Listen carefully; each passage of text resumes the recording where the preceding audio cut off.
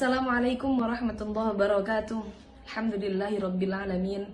Wassalatu wassalamu ala asyrafil anbiya wal mursalin wa ala alihi wa sahbihi ajma'in.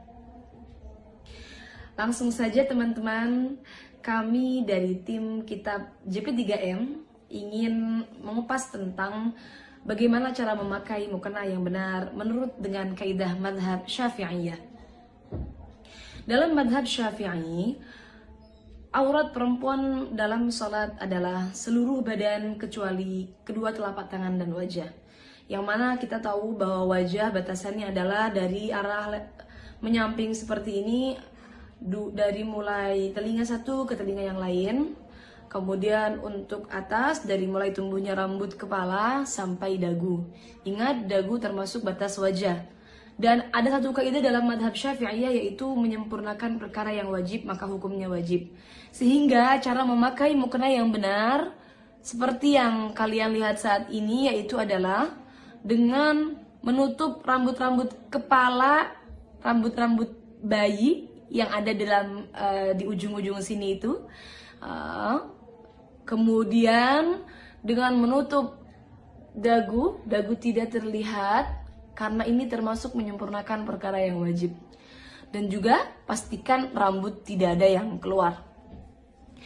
Bagaimana kalau rambutnya banyak kecil-kecil di muka? Maka tentunya itu adalah rambut muka, bukan rambut kepala. Yang wajib ditutup adalah rambut kepala. Selesai pembahasan tentang wajah, mana yang boleh kita buka, kemudian kita akan masuk ke pembahasan tangan. Dan untuk tangan, seperti yang kita tahu, yang dimaksud dari kedua telapak tangan yang tidak termasuk dalam aurat perempuan dalam sholat adalah pergelangan tangan. Jadi sampai batas ini, batas pergelangan tangan. Yang tidak termasuk aurat adalah baik batin tangan ataupun punggung tangan. Ini semua tidak termasuk aurat. Tapi yang perlu panjenengan ingat, karena batasnya adalah di sini, pergelangan tangan, maka menutup sedikit bagian daripada pergelangan tangan hukumnya adalah wajib.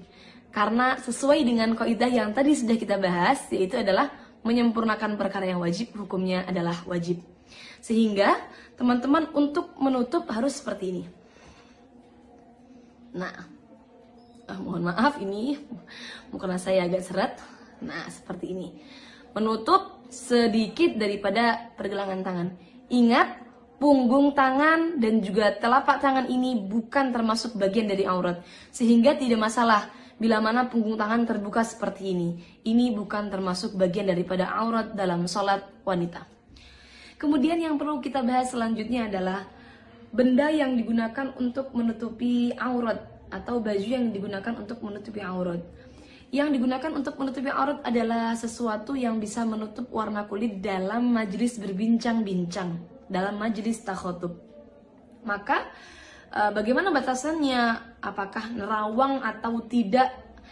Itu batasannya adalah bila dilihat dalam majelis berbincang-bincang, seperti mungkin dengan jarak saya berbincang dengan teman saya, seberapa urufnya, seberapa biasanya, kok terlihat warna kulitnya, maka berarti belum mencukupi. Tapi kalau tidak terlihat warna kulitnya, maka sudah bisa dikatakan mencukupi. Seperti halnya mungkin mukena yang ada bordirnya, kemudian bordirnya ini agak sedikit menimbulkan bulat-bulat atau bolong-bolong kecil, maka bila mana tidak sampai memperlihatkan warna kulit dalam jarak majelis berbincang-bincang, ini tentunya tidak masalah atau tidak mengganggu keabsahan sholatnya. Dalam artian mukenanya tetap bisa dipakai untuk menutupi aurat dalam sholat. Kemudian yang perlu kita bahas lagi dalam hal menutup aurat dalam sholat adalah hal-hal yang sering terlewatkan. Yang pertama adalah longgarnya mukena, tangan mukena yang dipakai, sehingga ketika longgar, maka ini akan turun sehingga memperlihatkan pergelangan tangan yang tadi, yang mestinya tetap wajib kita tutup ya. Kemudian tidak menutup bagian dagu, biasanya menggunakan mukena seperti ini. Nah, ini memperlihatkan bagian bawah dagu, yang mana ini termasuk aurat dalam sholat. Kemudian kebiasaan yang salah adalah tembusnya rambut-rambut di belakang kepala ini. Karena perempuan biasanya rambutnya panjang, kemudian ketika digulung ke atas, maka rambutnya tembus ke mukenanya sampai keluar. Nah, ini juga perlu diperhatikan, jangan sampai tembus. Teman-teman bisa mengatasi dengan mungkin menggunakan tutup atau ikat yang sampai menutup bagian belakang, atau dengan menggunakan tutup lagi di luar mukenanya. Jadi pastikan jangan sampai terlihat dari belakang. Kemudian selanjutnya yang sering terlewatkan adalah perlu diingat bahwa batin telapak kaki itu tetap termasuk aurat perempuan dalam sholat. Sehingga ketika sholat maka pastikan ketika dalam keadaan sujud batinnya tertutupi. Ketika dalam keadaan ruku maka bagian kakinya sudah tertutupi. Jangan sampai cingkrang mukenanya. Dari seluruh keterangan yang sudah saya sampaikan tadi, yang mana diambil dari beberapa kitab bermadhab Syafi'i, maka bisa disimpulkan bahwa mukena yang paling aman untuk perempuan dalam madhab Syafi'i adalah mukena terusan. Memakai mukena terusan seperti yang saya pakai seperti ini. Kenapa? Karena ini akan menutupi aurat perempuan dari arah-arah yang wajib ditutup, yaitu dari arah atas, samping, dan juga menutup bagian bawah telapak kaki. Karena telapak kaki termasuk dalam aurat wanita. Untuk teman-teman yang menggunakan mukena potongan, maka pastikan bagian leher tidak terlihat dari arah samping. Kenapa? Karena kekurangan dalam mukena potongan adalah ketika berdiri, ketika ruku, ketika mengangkat tangan, maka bagian lehernya tetap terlihat.